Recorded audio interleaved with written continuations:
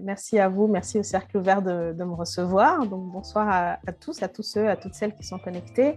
Donc, je m'appelle Toufat Mokhtar, je suis originaire des Comores, je vis en France et j'ai aussi vécu toute mon enfance dans plusieurs pays d'Afrique australe et d'Afrique centrale. Et je suis arrivée aux Comores très tard en tant qu'observatrice. C'était la position que j'ai adoptée quand j'y suis arrivée dans ce pays qui était censé être le mien, mais que je ne connaissais pas totalement. Je pense que quand on vient d'un endroit qui peut parfois être méconnu et dont la culture peut parfois être un peu invisible, parce que les Comores, c'est un archipel de 4 îles, géographiquement, dont Mayotte, qui a décidé de rester française. Et ces îles-là, quand on en vient, on a peut-être parfois tendance à trop valoriser, survaloriser, surestimer le patrimoine mythologique dont on est issu, le patrimoine de légendes, de contes, d'histoires, ou à taper dessus, c'est-à-dire à ne pas, à ne pas le valoriser à sa juste valeur, à le dénigrer. Donc, il y a les deux. Et ce sont les deux écueils que j'avais envie d'éviter. Et je voulais plutôt aller dans une démarche, surtout pour ce livre, Le Feu du Milieu. Après avoir publié un recueil de nouvelles qui s'appelait Âme suspendue et un premier roman, Vert cru, j'ai voulu, pour Le Feu du Milieu, aller dans une démarche qui ressemble peut-être, qui s'inspire de celle d'Homère ou d'Ovide, ou des nouvelles plumes qui revisitent les mythologies comme Madeline Miller ou Muriel Zac en France.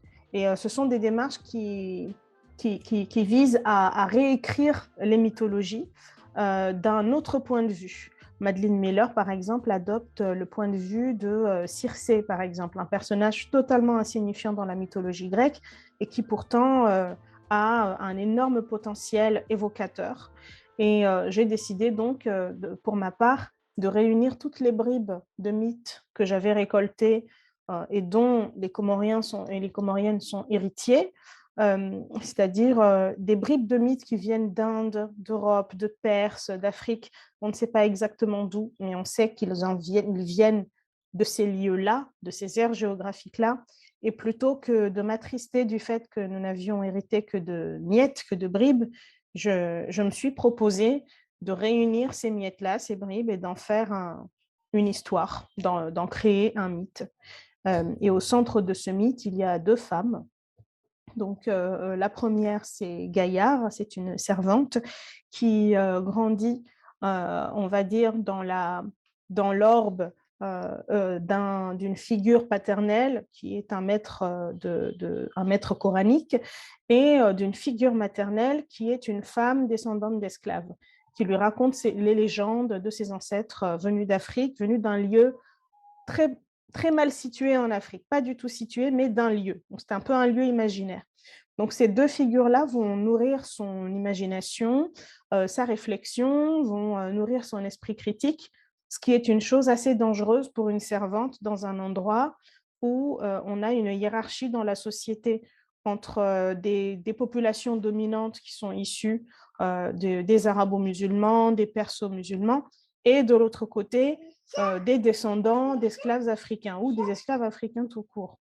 Donc, ce qui m'intéressait là-dedans, plus que la dénonciation, c'était comment se passe la rencontre entre ces deux types de mondes.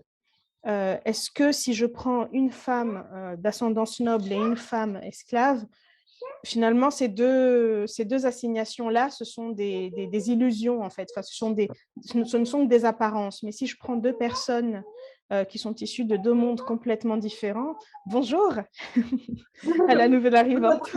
Et donc, la question que je me suis posée, le défi que je me suis lancé, c'est qu'est-ce que ça donnerait si je prenais deux figures comme ça, complètement opposées, complètement différentes, ayant grandi dans deux contextes qui n'ont rien à voir l'un avec l'autre et qui entretiennent des relations de domination l'un avec l'autre, si je les réunissais toutes les deux, qu'est-ce qui se passerait? Qu'est-ce qu'il y aurait comme étincelle? Qu'est-ce qu'il y aurait comme feu finalement?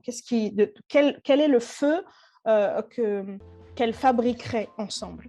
Voilà, donc c'est là que se situe la base de l'histoire, de la trame du Feu du Milieu.